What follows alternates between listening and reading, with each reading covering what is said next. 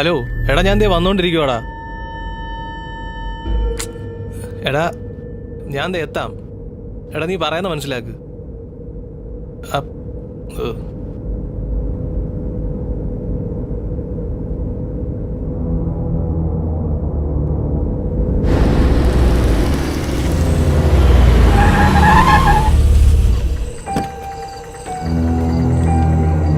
വേണതാ ഇപ്പൊ വരാമേ.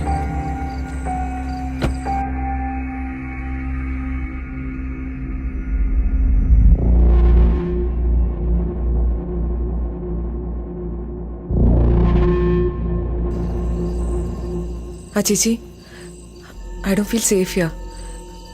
എന്നെ വിളിച്ചിട്ട് കിട്ടിയില്ലെങ്കിൽ I share my live location. അതൊന്ന് ട്രാക്ക് ചെയ്യണേ. ഓക്കെ.